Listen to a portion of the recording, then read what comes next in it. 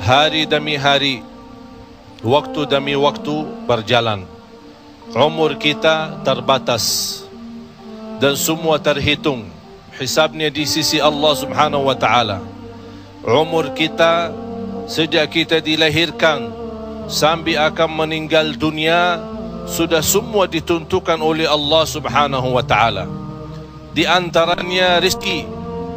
Malah rezeki itu salah satu rahasia Allah Subhanahu wa ta'ala, dan Allah Subhanahu wa ta'ala sendiri yang mengaturkan rezeki manusia. Bukan hanya rezeki manusia, bahkan seluruh makhluk Allah di muka bumi. Wa ma min dabbatin fil ardi illa 'ala Allahi rizquha. Setiap makhluk yang berjalan di muka bumi, Allah Subhanahu wa ta'ala yang mengaturkan rezekinya. Walaupun rezeki kita sudah ditentukan oleh Allah, tapi sebagaimana kata Amirul Mukminin Umar bin Al-Khattab radhiyallahu an, inna as-samaa'a la tumtiru dhahaba. Ketahuilah langit itu tidak akan menurunkan hujan emas. Walaupun rezeki kita sudah ditentukan dan ditakdirkan oleh Allah Subhanahu wa ta'ala, tetap kita punya kewajiban untuk berusaha.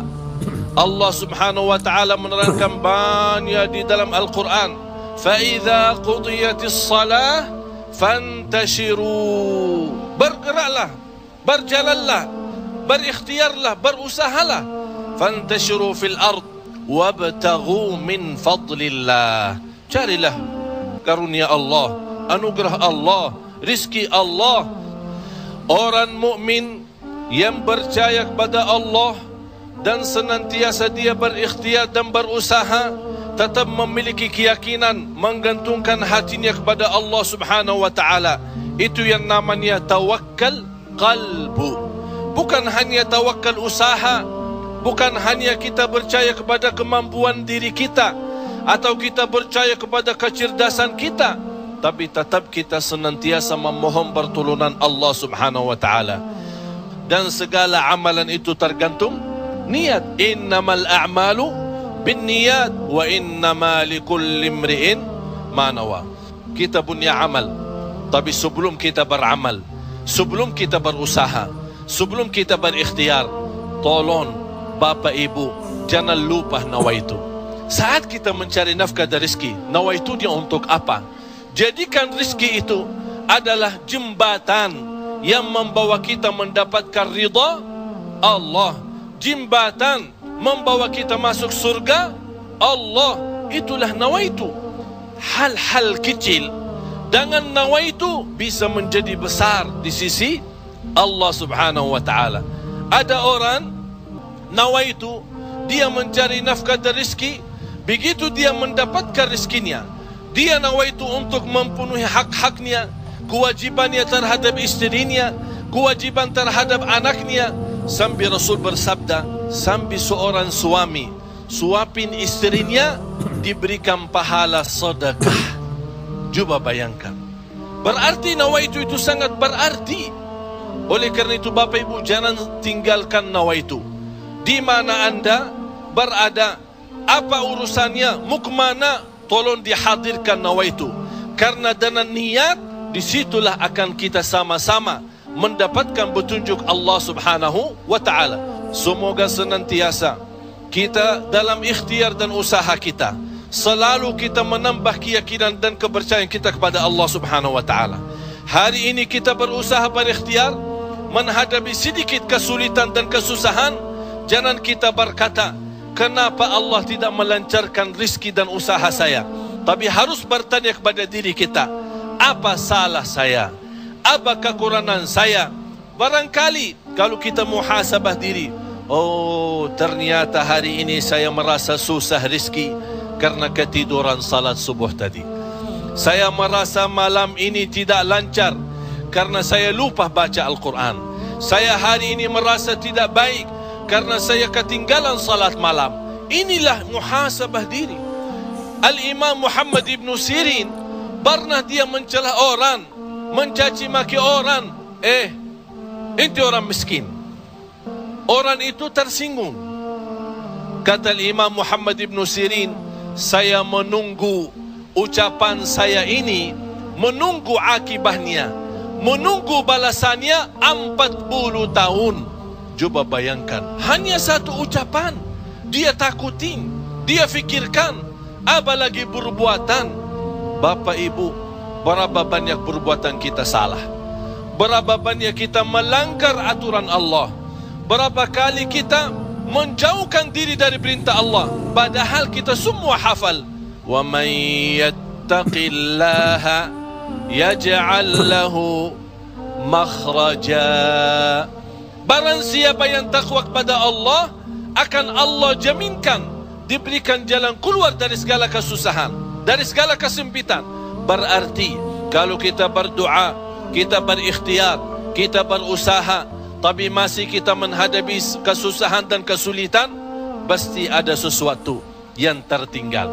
Salah satu amalan di samping ikhtiar dan usaha kita adalah zikrullah, terutama istighfar.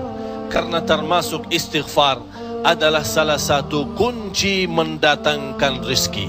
Sebaik istighfar itu sepanjang waktu, pagi, siang, sore, malam. Naik motor, jalan kaki, naik bis, mau kemana-mana, tidak keberatan kita membasahi lidah dengan istighfar. Malah ada seorang sahabat Rasulullah sallallahu alaihi wasallam, "Ya Rasulullah, berikan kepada aku amalan yang menjaminkan aku masuk surga." Rasul menjawab, "La yazalu lisanuka ratban min dzikrillah." Basahi lidahmu dengan zikir kepada Allah. Kunci rizki Bapak Ibu adalah zikrullah. Kunci rizki zikrullah, di antaranya istighfar. Allah subhanahu wa ta'ala menjaminkan dalam Al-Quran di surat Nuh, "Faqultu astaghfiru rabbakum innahu kana ghaffara." Apa manfaatnya istighfar? Yursilis samaa alaikum midrara ويمددكم بأموال وبنين ويجعل لكم جنات ويجعل لكم أنهارا. Dengan istighfar terjamin keturunan. Dengan istighfar kemudahan rezeki. Dengan istighfar kelancaran usaha. Dengan istighfar kesembuhan dari penyakit. Dengan istighfar banyak kemudahan dan kemuliaan yang kita dapat. Kalau memang ingin ditambah rezeki kita, kalau belum sempat haji, kita ingin berhaji. Kalau kita sudah haji, ingin Allah menambah kita bisa haji lagi. La in syakartum lazim. Jadilah hamba yang bersyukur, karena nikmat Allah memang Bapak Ibu tidak bisa terhitung. Nikmat Allah begitu banyak di setiap waktu dan setiap saat, lahir dan batin. Wa in ta'uddu ni'matallahi la tuhsuha. Oleh karena itu, jangan anda menjadi orang-orang yang mengkufri nikmat, tapi jadilah senantiasa mensyukuri nikmat.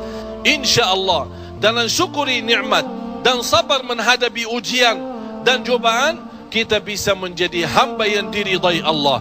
Kalau Allah sudah ridha kepada kita, InsyaAllah segala amal ibadah kita akan diterima, dan segala usaha dan ikhtiar kita akan dipermudahkan oleh Allah subhanahu wa ta'ala. Bapak Ibu, yang terakhir, tidak boleh kita lupa doa. Rasul kita sallallahu alaihi wasallam selalu berdoa kepada Allah subhanahu wa ta'ala. Padahal dia Rasul, terjamin pertolongan Allah. Senjata orang mukmin adalah doa, dan pintu langit bisa dibuka dengan doa, dan doa itu kapan saja dan bisa sampai kepada Allah tanpa waktu dan tanpa batas. Selama kita masih berdoa kepada Allah, selama masih kita memohon kepada Allah, Allah akan senantiasa mendengar doa kita.